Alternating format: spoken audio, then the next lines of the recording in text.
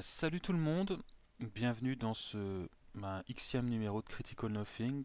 Alors je ne sais pas ce sera lequel. En fait je vous avoue je les enregistre à l'avance, comme ça je suis tranquille au cas où j'ai un trou du boulot ou je ne sais quoi. Donc en fait ce serait le premier du numéro d'une trilogie sur Calendra. Pourquoi Calendra? Parce que je l'adore.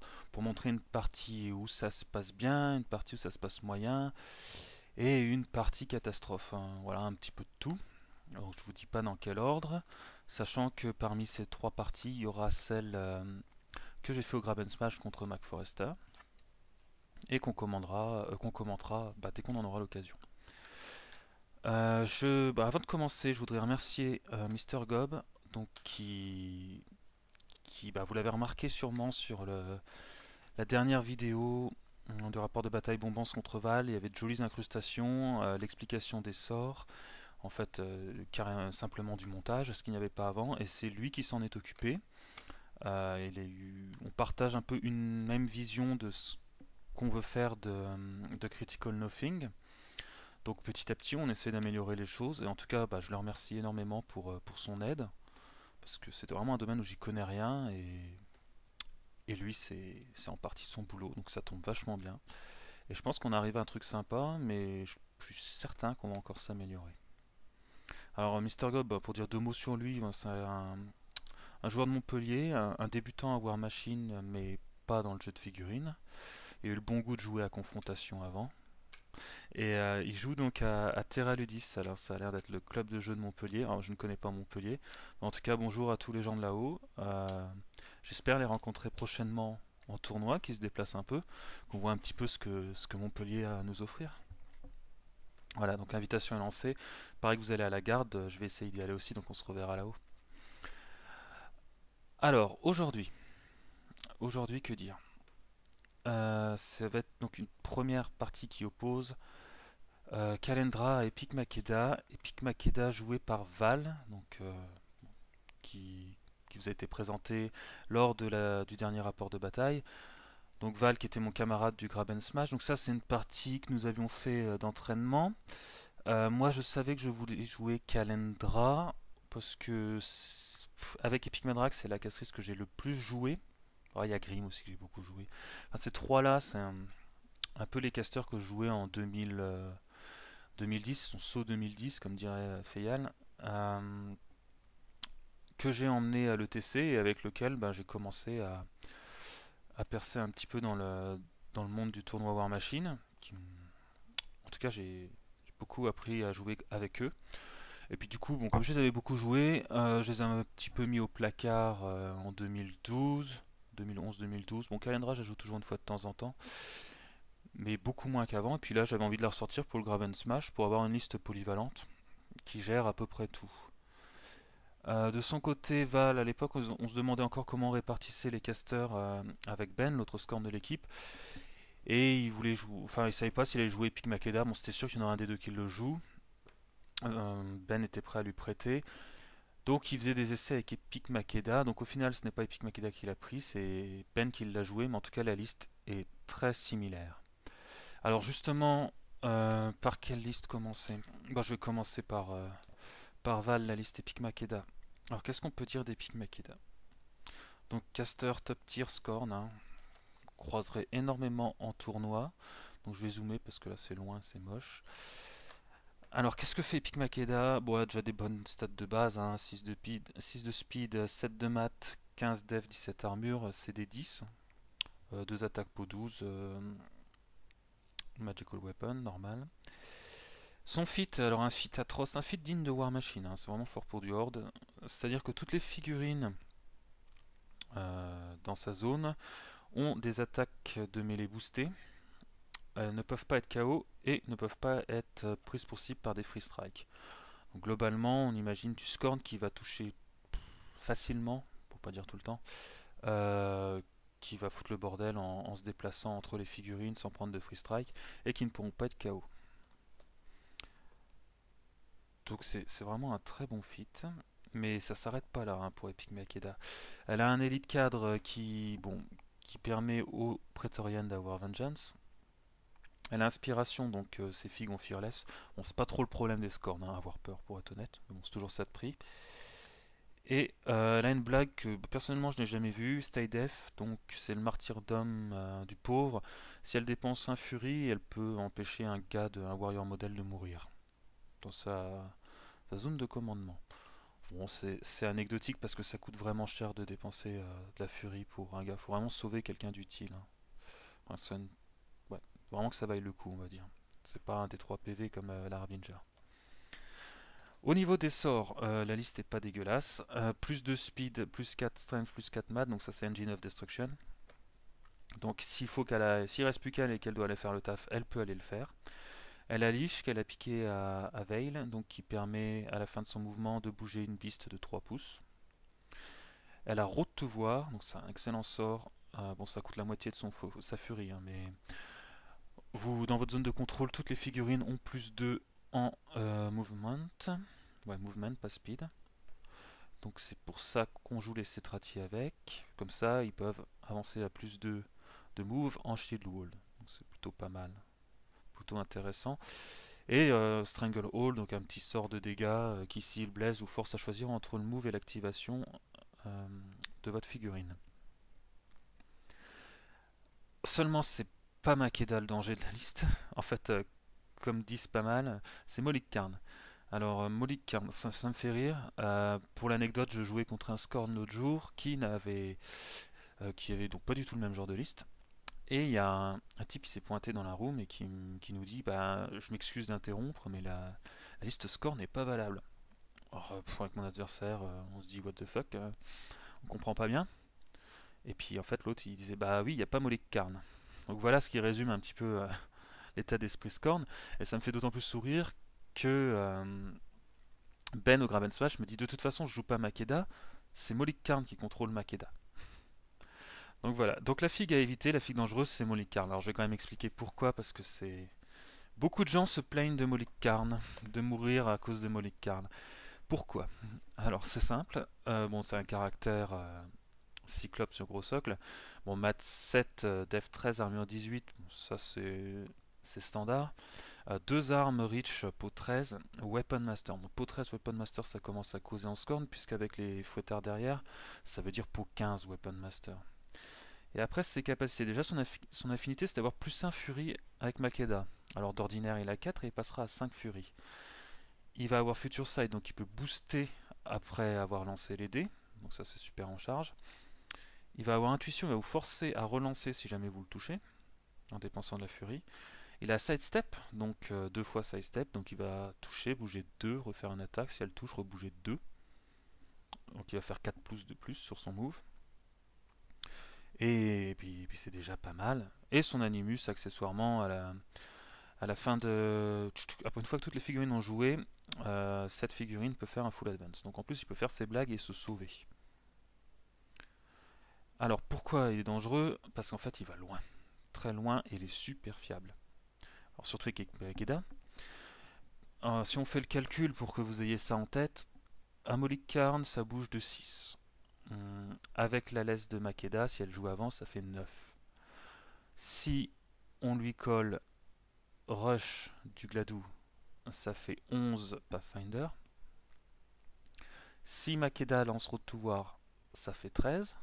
Voilà, ça commence à causer.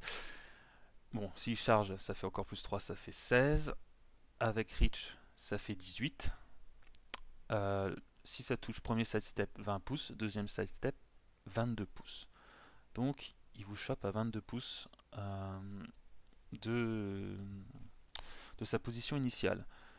Si vous attrape un caster, il le tue parce que tout ça, il va le faire en plus sans dépenser de furie. La charge sera gratuite le plus souvent. Apo 15 Weapon Master, Mat 7. En gros, il va faire 7 attaques pour 15 Weapon Master. Ou un peu moins en boostant, mais vous imaginez le carnage, quoi. Et c'est en général ce qui arrive. C'est d'ailleurs comme ça que Ben a fait la plupart de ses victoires avec Epic Makeda, je pense. Et d'ailleurs, il est toujours surpris de devoir jouer autrement avec Epic Makeda, de devoir jouer au scénario par exemple. Donc voilà pourquoi il faut s'en méfier comme la peste. Ensuite, dans la liste, on retrouve un Gladou, donc les Paingiver, un Archidon. Donc l'Archidon, c'est Betscorn à 7 points qui vole, qui est qu'une attaque, mais avec Makeda c'est pareil, c'est super fiable et ça peut aller loin. Hein. Bon, Molikkarn c'est celui qui va le plus loin, mais tous les autres peuvent être dangereux. Alors un paquet de Cetrati, alors là la complète, hein, Maxua avec Vorkash Lua, un Extoller, les Praetorian Full avec Lua, et un Void Spirit qui donc normalement devait être un Mortiterge, mais la figue venait juste de sortir, et on n'avait pas ses Caracs sous la main, donc c'est resté un Void Spirit. Voilà pour le joueur Scorn. Le joueur Troll, Kalendra. Alors, moi, je l'appelle souvent la Great Kali, la Gypsy Queen. C'est un super caster à jouer en troll parce qu'il change vachement des autres. Typiquement, c'est vraiment pas un caster troll en fait, vraiment à l'opposé des autres, mais avec l'énorme avantage de fiabiliser les trolls. Parce que le problème des trolls, c'est que ça touche pas terrible. Alors on va me dire, Felcoller, blablabla, blablabla. En fait, les beasts, il n'y a aucun moyen d'augmenter leur mat qui est souvent à 5, 6 et jamais plus. Et Kalendra, elle, va pouvoir fiabiliser tout ça. D'autant plus que les trolls jouent énormément sur les critiques.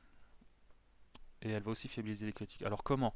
De par son feat permet de relancer les 1 et les 2 pour toucher et blesser. Du coup, ça va toucher beaucoup plus souvent et faire très mal. Et elle a une capacité pseudo-passive. Elle peut dépenser un point de furie pour permettre à une figurine de l'armée de relancer un jet soit d'attaque, soit de dégâts. Donc ça va lui coûter de la furie, mais du coup, ça donne accès à des relances. Par contre, tout ça a un prix. Elle a des caracs vraiment pourris.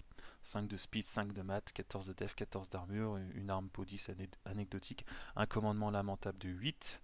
Donc elle claque super facilement. Bon, la 7 furie par contre, ça c'est vraiment bien en troll aussi. Au niveau des sorts, elle a Bullet Dodger, ce qui est toujours pratique lors d'une soirée arrosée. Non, en fait c'est plus de def contre les range attaques et dodge, donc ça la monte à 16 de def, et si elle est ratée par l'attaque, elle peut bouger de 2. C'est aussi très amusant de lancer ça sur un Earthborn. Hein. 14 de def, il avance si on le rate, c'est plutôt sympa. Elle a Beefudle, donc Beefudle c'est le télékinésis du pauvre, donc ça coûte autant. Et vous bougez une figue, alors seulement ennemi, non-warlock, non-wildcaster, hein, comme d'hab, toutes les restrictions qui rendent un sort qui pourrait être super. Bon, il est très bien ce sort, mais donc c'est pas télékinésis. Et la figue ciblée, elle peut bouger de 3. C'est pas mal. Télékinésis n'étant que de 2. Elle a Force Blow, donc c'est un sort qui coûte 3 qui met KO si on passe les dégâts. Donc si on fait des dégâts, feed KO. Mais sous son feed, ça arrive relativement bien. Surtout avec les relances et relancer le 1 et les 2, ça permet de faire des gros jets normalement. Soothing Song, c'est une façon de gérer la furie pour tirer un point à toutes les listes. Et le fameux sort pénible, donc en plus Kalendra est pénible pour l'adversaire, puisqu'elle a un sort dans sa zone de contrôle. Vous jetez un dé de plus pour vos jets d'attaque, vous retirez le plus gros. Alors ça, c'est bien parce que ça permet à l'adversaire de voir ce que c'est un peu de jouer troll et de rater des trucs. Et en fait, ça vous sauve quand même pas mal les miches. Hein. Je me suis déjà fait charger genre par Beastonine avec tous les boosts qui jette 3D, puis il fait 1-1-6, on retire le 6, ça fait double 1, ça rate alors qu'il touche sur du 3. De temps en temps, ça permet de balle surprise. Bon, par contre, il y a des armées qui s'en foutent un peu, qui démarrent avec des maths tellement obscènes que jeter 3D, retirer le plus gros, c'est pas grave, vu qu'il faut faire des 3 pour toucher. Mais c'est quand même un super sort. Par contre, ça coûte 3. Donc c'est pour ça que dans l'armée, il y a le Runbearer, pour l'aider à payer un de moins. Au niveau Battle Group, c'est le Battle Group Q2. Hein. Earthborn, Bomber, Impaler. Mes meilleurs amis. Un petit paquet de Well pour les aider. Le Felcaller, qui est là pour aider les pigs. Le Chronicler. Les Fenbane Max avec UA. Les pigs Max. Et des scouts pour la déconne, parce que c'est marrant de jouer un peu les scouts de temps en temps. Voilà. Alors au niveau du scénario, Into the Breach. 2 zones, enfin une zone et un drapeau. Pas de killbox, pas de blague, c'est un scénar basique. On marque un point si on contrôle la zone, 2 points si on la domine, et on marque un point si on domine le drapeau. Alors il paraît un peu scénar de poutre comme ça, mais en fait il est plus subtil qu'il en a l'air. parce que bon, déjà ça permet aux armées qui peuvent pas trop se disperser de se concentrer sur une zone, mais il faut quand même faire gaffe au drapeau. Je sais qu'au Grab and Smash, j'ai réussi à m'en sortir uniquement en allant dominer le drapeau avec Kalendra justement contre D-Book, et heureusement, sinon c'était vraiment perdu, quoi. Donc voilà, ne négligez pas le drapeau, mais on peut quand même pas mal se concentrer sur la zone. Je crois que tout a été dit. Donc c'est parti, c'est Val qui a obtenu le premier tour et qui a choisi de commencer. Oui, puisqu'il a obtenu le premier tour. Attention, grosse révélation. Makeda va jeter Lich sur Molly Karn, comme d'habitude, et va commencer par un Road to Voir, et va avancer gentiment. Les Cetrati vont courir, pas besoin de Shield Wall au premier tour. Ensuite, les Praetoriens vont également courir. Bon, il va mettre son étendard devant pour attirer la Free Strike, attirer la vengeance, excusez-moi, ce qui n'arrivera pas, hein, faut pas déconner. Surtout qu'il n'y a pas besoin de son étendard, puisque Makeda donne Fearless, donc il n'y aura pas de souci de ce côté-là. L'Extoller va courir, les Sandgober vont courir également. Voilà. Molly Karn va courir et se perdre un petit peu dans les bois. Le Gladiateur va se lancer Rush et Trampler. Le Void Spirit va courir, donc il est incorporel, il ignore un terrain difficile. Archidon court, Pengiver court. Bon, voilà, tour 1, pas très passionnant. Hop, dépêche-toi Pengiver. Voilà. Alors, que va faire le... C'est fini. Que va faire le joueur troll? Bon, le joueur troll, il se rend compte qu'il est loin de tout, qu'il n'arrivera à rien, mais que par contre, ça va venir très vite. Donc, il va se placer pour un prochain tour décisif, on va dire. Donc, les scouts vont se répandre dans la forêt. Les pigs vont s'enterrer tour 1, une fois on n'est pas coutume, mais je suis sûr que tour 2, il sera à ce niveau-là. Ensuite, Loveborn va courir, profiter des caisses. Moïse va aider la Great Kali à payer ses sorts 1 de moins. C'est parti pour les blagues. La Great Kali, on s'interroge un peu, voilà. Donc je jette juste Starcrossed. Et j'ai peur de Molly Karn, donc je campe. Parce que je suis plus trop sûr de mes distances. Et là, si on regarde, ma zone fait 14. Il y a à peu près 6. Donc on a dit que c'était 22. Donc il peut m'attraper. Même en retirant 1 pour grimper sur les caisses. Donc je suis pas super serein. Je campe. Je me dis que il ira pas tour 2, mais que ce serait quand même con qu'il y aille tour 2 et que je perde comme ça. Du coup, prudence. Je vais avancer le bomber. Il va courir, n'a rien à faire. Impaler va avancer, histoire que je sois pas déjà des problèmes de furie. Donc là, bon, peut-être un excès de prudence, mais bon, je joue comme ça, hein. Le Felcoller va donner Pathfinder au Fanblade, qui vont courir. Hop, essayer de gêner un peu. Et le Chronicler va redonner Rose Tragedy, qui permet, en fait, si un Fanblade se fait tuer au corps à corps par un Warrior Model, le Warrior Model est KO à la fin de son activation. Donc voilà pour mon tour, donc assez standard aussi. J'attends gentiment. Hop. Alors c'est au tour de de Val. Alors Val, il va équiper Lich. Il va jouer ses Swarmgober, mettre un nuage, répandre ses prétoriens de façon à être pénible. Il va faire en fait un bon mur d'épée, ça va pas être facile de passer à travers ça. Là, il les répand plutôt bien et il abandonne même son étendard, hein, qui sera trop loin du commandant. De toute façon, on s'en fout parce qu'il n'a pas d'arme, il ne sert à rien. Il veut juste qu'il se fasse tuer. Ensuite, il va jouer Makeda. Donc, il ne va pas fitter. Donc là, il fait la laisse de Molik. Vient la Molik. Et il va jeter un Road to War. Avancer ses Trati en Shield Wall.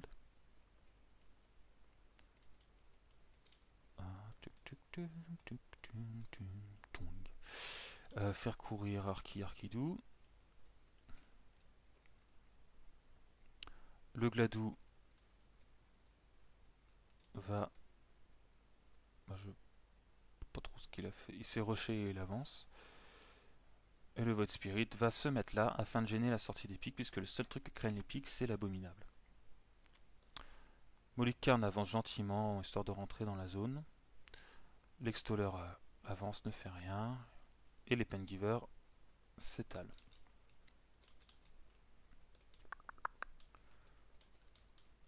Ok, donc début de mon tour, faut sortir les pigs. L'abominable me gêne, pour être poli. J'ai pas envie de tout miser sur un test de terreur à commandement 8. Et du coup, bah, je suis bien embêté. Alors je vais les sortir et les mettre à plus de 3 pouces. Hop, donc là je fais 2-3 mesures pour optimiser mon placement. J'ai pas envie que les pigs en fait ratent leur test, soit devant les feigns, ne jouent pas, ne servent à rien. Ça m'embêterait beaucoup, surtout que là ils ont des choses à faire. Hop, ensuite je leech. Je vérifie qu'ils sont pas à 3 pouces, ils sont à plus de 3 pouces, pas de soucis, pas de test à faire. Donc là, il faut que je retire le Void Spirit. Et donc c'est la première chose à laquelle je vais m'atteler. Donc le Runebearer va aider la Great Kali. La Great Kali va grimper sur les caisses. Histoire d'avoir une ligne de vue sur le Void Spirit. Bon, de toute façon, elle est sur une colline, donc c'est pas le souci. Mais surtout être à 10 pouces et profiter de sa zone pour son fit. Parce qu'effectivement, elle va fitter. Voilà. Je vais tirer sur le Void Spirit, donc il y a une def indécente parce qu'il est sur une colline et dans une nuée. Alors, je vais faire 12, ça touchera. Un gros jet de dégâts et on n'en parle plus. Par contre, ça m'a coûté 3 furies et je n'ose pas lancer Starcrossed. Si je lance Starcrossed, je descends à 1. Et j'ai un peu peur pour la suite. Mais du coup, cette histoire quand même de devoir dégager le Void Spirit m'embête. Ne pas avoir Starcrossed au prochain tour, ça va faire que je vais avoir beaucoup de monde qui meurt, parce que sûrement que Val va fitter et aura un dé de plus pour toucher. J'aurais bien aimé pouvoir lui limiter un peu ça. En même temps, bon, voilà, le feat de Makeda contre bien Starcross, donc je me dis aussi qu'il faut vivre avec. Donc je campe 4. Le Felcaller va Felcoller plus 2 en maths aux pygmées qui vont y aller. Alors avec le premier pygmée, je vais, bah voilà, bon, petit problème vassal de temps en temps, c'est surchargé. Donc j'oublie ce Cetrati là, Cetratus en fait, en voulant charger Molik de biais plutôt que de le charger tout droit, je sais pas pourquoi. Bon, voilà. Toujours est-il que Val va pas laisser passer ça. On va regarder et on va dire ah oui, effectivement, je prends largement une free strike et je me fais dégager, pas de toff. Bon, ça m'apprendra à pas faire attention. Du coup, je vais utiliser un trick que je vous invite à essayer pour casser les free strikes. Donc je vais coller un pig sur le Cetratus, en coller un deuxième là, donc les deux en charge. Et du coup, le Cetratus n'a plus de ligne de vue sur les pics, et pour mettre une free strike, il faut sortir de la ligne de vue et sortir de la zone de corps à corps évidemment. Mais si on ne rentre jamais dans la ligne de vue, on n'en sort pas non plus. Du coup, les pygmées vont pouvoir passer, et je vais reprendre un peu mon truc au début et charger Molik. Bon, j'arriverai à en mettre 3. Ensuite, bon, j'en envoie sur les Cetrati, mais c'est sans grande ambition. 21 d'armure en shield wall. C'est plutôt dur pour les pics. Et j'en ai un qui est assez vaillant, qui va aller tout seul démonter un gladiateur. Enfin, c'était le plan. Et le dernier va courir. Alors, je commence par le Cetratus rouge. Je vais faire un bon jet, mais c'est pour 8 des pigs. Je vais tirer avec le gun. Ah non, on me dit le toucher, parce qu'en fait ils ont 11 de def, quoi. Non, non, ils ont 12 de def, donc je le rate avec le gun, même avec la relance. Le deuxième va faire un jet moisi, va toucher au gun et va refaire des jets pas terribles. Bon, je vais réussir à toucher avec les autres, mais faire aucun dégât. En fait, bon, pot 8 contre 21, je pars à moins 13, donc faut pas rêver. Et le gun part à moins 7. Donc les verts vont quand même faire des efforts et virer 5 points de vie à un Cetrati. Et le deuxième va même le tuer. Donc ça, c'est plutôt pas mal. Je vais pas m'en plaindre. Ensuite va venir Molik, je crois. Alors je crois rien faire. Alors si je me plante pas. Ouais, je fais quelques dégâts avec le premier. Le deuxième va rater, et même avec la relance. En fait, j'en relance les 1 et les 2, hein, donc il faut que je fasse 7. Je refais 1 malheureusement. Le deuxième, je vais faire 5 au lieu de 7 toujours. Je relance le 2, ça foire. Du coup, il me reste que le troisième qui va rater. Donc il va toucher sa charge. Il va faire quelques dégâts à la charge. Bon, c'est du moins 10. Hein. Au gun, il va re-rater. Donc les 3 ont raté leur gun alors que c'est pour 14. C'est censé faire mal à Molik. Je vais relancer, je vais faire 3. Du coup, bah, ça me plaît pas forcément. Je vais dépenser un point de furie avec Kaendra pour relancer le jet d'attaque. Donc cette fois, il va toucher. Il va faire 5 et 1 qui va devenir 5 et 3. Et faire que quelques dégâts à Molik. Parce que je veux vraiment tuer Molik. Et ensuite, le dernier touche le Gladou. Lui faire quelques... Bon, je sais plus s'il lui fait quelque chose. Ça fait 10, 18, non ça fait rien. Alors, avec son gun par contre il touche et il fait 10, ça va faire 5 points de vie au gladiateur, donc il est presque aussi bon que tous les autres. Ensuite les scouts, bon alors les scouts vont charger du prétorien, tant pis pour la vengeance. Alors là encore moment d'égarement du joueur troll. Hein. Je me dis ce serait bien de tuer celui-là. Bah, allons-y quoi. Et puis bah je me rends compte que je passe beaucoup moins bien que prévu, et comme je l'ai annoncé, bah tant pis pour moi, hein, je prends ma free strike. Hop, il va pas me rater, je vais sauver l'honneur en faisant un tof. Mais bon, le mal est fait. Du coup les autres... Lui il était parti pour en engager 2, bah en fait il peut en avoir qu'un.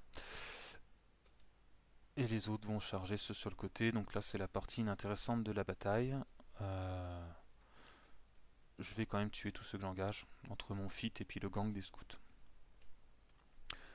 Alors je me dis que je compte sur les feignes pour tuer Molik, donc je vais en envoyer un.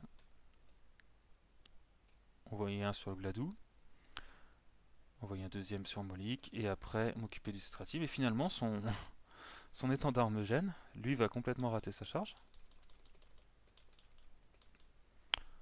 Et les autres vont s'occuper, vont courir et s'occuper de Swordman. Voilà. Pour finalement... Alors, ça commence à droite, ils vont toucher assez facilement un sous-fit. Les Praetorians, c'est pas non plus des... c'est que du 13 de def. Hein. Hop, donc, et voilà, c'est fait pour les Praetorians, et maintenant il faut s'occuper de Molik. Alors, Molik, je dois faire du 7 pour toucher pareil sous-fit, et le premier va rater son attaque de recharge avec la relance. Donc là, c'est pas terrible. Hein. Molik s'en sort bien. Et le deuxième va rater son attaque de charge. Et avec la relance, au lieu de faire 2, il fait 1. Du coup, je rate mes 2 attaques de charge. Je dépense une croquette avec Kaendra parce que ça me saoule. Je vais quand même rater, mais avec la relance toucher. Et faire un triple 6 de consolation. Donc de Number of the Beast. Qui va laisser ce brave Molik à 3 PV. Mais normalement, Molik, il devrait plus être là. Il y est toujours. Bon, je me dis qu'il est bien amoindri. Mais ça m'a coûté 2 furies supplémentaires. Ensuite, je vais jouer le Bomber. Donc là, c'est pareil. Manque d'inspiration. Qu'est-ce que je fais? Sur quoi je tire? Tout le monde est au corps à corps. Je me dis que le moins pire, c'est l'Archidon, qu'il y a des gens autour. Alors, le premier tir. Donc, évidemment, j'ai mis Far Strike. Le premier tir, je vais rater. Un jet de 2D, j'ai même pas l'ambition de toucher. Mais je vais faire une déviation pourrie, de chez pourri, qui va tuer. D'ailleurs, c'était un peu idiot de ma part de prendre ce risque. Qui va tuer un pig. Deux pigs, dont un qui fait un tof, et tuer le Fenblade, donc ça c'est magnifique. Et ne rien faire du tout au Cetrati. Le tir suivant, je le booste. Je touche l'Archidou. En fait, c'est le problème du bomber. Il peut pas booster pour toucher, booster les dégâts, acheter un tir booster pour toucher, booster les dégâts. Il y a un truc là-dedans qui est en trop. Ça ferait 5 furies. Donc il faut faire un choix à un moment de soit pas booster les dégâts, soit pas booster une touche. Donc là, le deuxième tir, je vais toucher. Je vais tuer le Pengiver. Je vais faire un bon jet. Alors je vais booster les dégâts sur l'Archidou et faire un 5-5-5. Donc un tir de bomber costaud sur l'Archidon, ça fait ça. Une moitié de points de vie.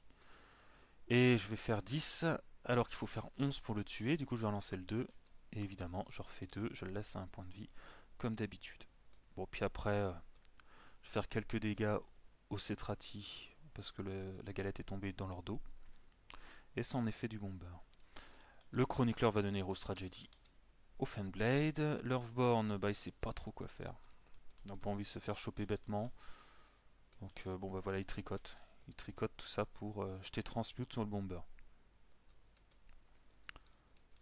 Je vais jouer les Whelp. Et j'aurai fait le tour. Donc là, j'ai fait une énorme connerie. On va voir si vous en rendez compte. Et on va voir surtout si Val s'en rend compte. Donc au commencement, Val s'est vengé. Tel qu'un. Pif paf pouf. Donc il va... Voilà. Faire attaquer ceux qui peuvent sur les scouts. Donc il n'y a pas de Starcross, donc il n'a pas de problème. Bon, lui était KO, il meurt. Lui, il meurt. Et le vert, il fait un tof. Donc c'est plutôt pas mal, il a touché avec tout le monde. Il va leacher, il va virer la laisse, parce que parce que Molikar ne fera rien. Et là, il va commencer à faire ses maths. Alors il faut noter une chose, c'est que les Swamp Gunners ont fui à cause de la terreur des Fenblade, ce Minifit. Donc il a besoin de place en fait. Donc il va jouer son Extoller. L'extoller va faire un tir sur le scout. Va le toucher en boostant, va le tuer. Ok, ça c'est fait. Et là il va vouloir jouer ses Swamp Gobbers. Et s'enfuir pour laisser passer Makeda. Or en fait la règle est claire, il n'a pas le droit de s'approcher d'une figue ennemie. Et s'il part sur la droite, il se rapproche des scouts. Donc il n'a pas le droit d'aller vers la droite, il ne pourrait aller que vers le bas. Heureusement en bas il y a Makeda. Donc on revient en arrière.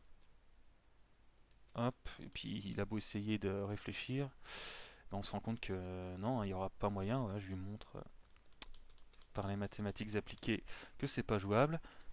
Du coup, il reste où il est. Et c'en est fini. Krixu vient nous dire bonjour. Il va jouer ses prétoriens et utiliser le minifit. Donc le minifit très bon contre du troll, ça fait un dégât auto sur les dégâts. Alors sachant qu'ils ont 2 attaques qui touchent facilement, bah, il reste plus que le tof quoi. Et des toffs, j'en fais un sur un pig. Ok, ils ont sidestep, donc dès qu'ils touchent, ils bougent de 2. Donc là, lui, il va mourir sur une combinée. Lui va mourir également. Donc je mets KO ceux qui ont tué des Fenblade grâce à Hero's Tragedy. Le Fen va faire un tof. Donc il va refaire un sidestep. Hop. Avant d'être KO. Le sud droite va tuer encore un scout. Allons-y, c'est la fête. Et rater quand même le deuxième. Je vais c'est Pengiver. Donc le premier... alors il va déjà les déplacer. Ça a été un peu vite. Donc le premier en fait va soigner Molikarn son spirit. Le deuxième va enrager l'Archidon. Et le dernier va tenter de tuer un Swamp Gobber pour faire de la place à Makeda. Mais un Swamp Gobber c'est une grosse def, donc il va le rater, même de dos. Du coup, ben, quand on a besoin que quelque chose soit fait, eh bien, c'est Molikarn qui s'en charge et qui va tuer le Swamp Gobber. Rater une attaque sur le deuxième. Elle a boosté à la suite avec Future Sight, le toucher, le tuer. Puis comme c'est Molikarn et qui se déplace pas pour rien, il va quand même tuer 2 Fenblade et un pygmée. Parce que le dernier fera un tof. Donc voilà Molikarn, hein, qui était cliniquement mort quand même, et qui s'en sort. Makeda va faire des petites mesures pour plus tard. Se rend compte qu'elle est pas trop mal pour avancer. Les Cetrati, bon bah, vont se déplacer gentiment pour faire de la place. Ils vont tuer un pig, voilà, ça vaut le coup de payer 15 points d'unité. Makeda va lancer la laisse sur l'Archidon et Road to War, et son fit est chargé. Avec la laisse, l'Archidon avance. Elle tue le Fenblade, elle tue le pig. Elle est à poil dans la pampa, mais c'est pas grave. Le Gladou va faire un trample, va jeter Rush sur l'Archidon. Donc là on a l'Archidon qui a tous les bonus du monde en speed.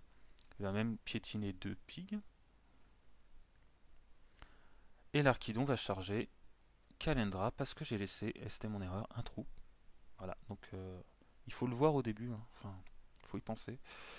Et j'aurais dû mettre le pig, j'ai fait une connerie. Du coup, avec le Fiti, j'ai 3D pour toucher. Moi, il n'y a pas Starcross, il n'y a rien. J'ai 2 Furies pour transférer. Il va rater son attaque de charge, en racheter une. Donc avec 7, il fait 10 PV, je choisis d'encaisser. Et il va faire 2 et 1, ça fait 6 PV, juste ce qu'il faut pour la tuer. Du coup, obligé de transférer. Faire une attaque qui va me tuer, je retransfère. Et avec cette dernière attaque, il va faire un 11. Et je ne vais pas faire de tof et mourir lamentablement tué par un Archidon. Alors, bilan de cette partie. Bah voilà, j'ai pas fait attention. Excès de confiance, un peu excès de confiance. J'aurais dû boucher le trou. Bah voilà, Archidon, donc bestiole à 7 points, hein, qui vole. Donc comme elle vole, elle ignore les intervening models et sous son feat, il ignore les free strike. Du coup, il peut charger n'importe quoi en toute impunité, et avec le feat, il y a un dé de plus pour toucher. Donc, ça fiabilise. Comme il a été enragé, il tapait à 17 de force. Donc, finalement, c'est quand même beaucoup moins dangereux que Molicarne, mais super efficace. Moi, mon erreur, c'est d'avoir un peu... comment dire, bah, pas paniqué, mais m'être un peu focalisé sur mes jets de dés ratés sur Molik. Ça m'a d'ailleurs cassé les coudes, m'être un peu pris la tête avec ça, et du coup d'avoir voulu la relancer. Alors qu'au fond, c'était pas urgent. Et comme j'étais à 4 furies, je suis descendu à 2. Si j'avais eu une furie de plus, ouais, même 2, je survivais à la charge de l'Archidon, sachant qu'il n'a plus rien derrière. Hein. Et qu'il a Makeda à poil. Bon, il serait sûrement pas allé, mais au scénario, il était pas si bien, enfin l'attrition du moins était pas si bien, parce que il a un Molicarne cliniquement mort, donc c'est un tonneau d'Earthborn, hein, un tonneau de Bomber. Le Gladou versus l'Earthborn, c'est l'Earthborn qui gagne, surtout sous Starcrossed. L'Archidon avait quand même perdu une moitié point de vie, hein, d'ailleurs il a soigné d'un avec Makeda pour qu'il ait son mind. Et bah il reste quoi après Makeda toute seule, elle défonce quand même pas un Earthborn. Elle pourra jamais choper Kalendra, hein, je prendrai toujours soin de rester loin. Et l'unité de Cetrati, si on lui met 2 Fenblade devant elle, elle ne fait rien. Elle est bloquée. Donc Val avait eu une occasion que je lui ai laissée, que je n'aurais jamais dû lui laisser. Il l'a saisi, il a bien joué le coup, il a gagné. Bravo à lui, mais voilà, c'est pour vous montrer que pourquoi Epic Makeda fait peur, parce que c'est dur à éviter. J'ai fait ce qu'il fallait pour Molik. Qu'est-ce que je pouvais faire pour l'Archidon à part ne pas laisser le trou, quoi. Et camper. 4 c'était juste. 3 c'était pas assez, hein, il a raté l'attaque de charge. Hein. Donc il fallait 4 furies. Camper 4 furies et avoir des beasts qui puissent les prendre. Donc être super prudent. Encore j'ai la chance de jouer du Horde, pas du Warmash. Donc à l'avenir, si vous tombez contre du Scorn, vous saurez pourquoi la plupart du temps il gagne tour 2. Et qu'il faut s'arranger pour éviter ça. Donc tant pis si votre caster est, je sais pas, là. Tant pis s'il doit pas acheter de sort parce qu'il campe. Alors il y a un autre truc qui m'a embêté, c'est ce foutu Void Spirit. Hein, et qui m'a amené à refaire la liste et de mettre quelque chose pour éviter la terreur. Parce que j'ai dû dépenser de la furie pour le tuer. Si ça avait été un Mortiterurge, Kalendra ne serait jamais venu là. Et elle aurait eu assez de furie pour jeter Starcrossed. Ce qui aurait peut-être changé un peu quelque chose, bien que ce soit pas acquis. Donc voilà. Ça va faire plaisir à Zex de voir une partie où je perds. En tout cas, ça avait fait plaisir à Val de gagner. Et je vous dis à une prochaine fois, dans un prochain numéro. Donc je vous dis, ça c'est le premier épisode de trilogie sur Kalendra. En fonction de quand je récupère la vidéo du Grab and Smash, je verrai quand je la mets. Et puis la prochaine, ce sera une partie contre l'ami Zex. Voilà. À très bientôt. Merci d'avoir écouté cet épisode.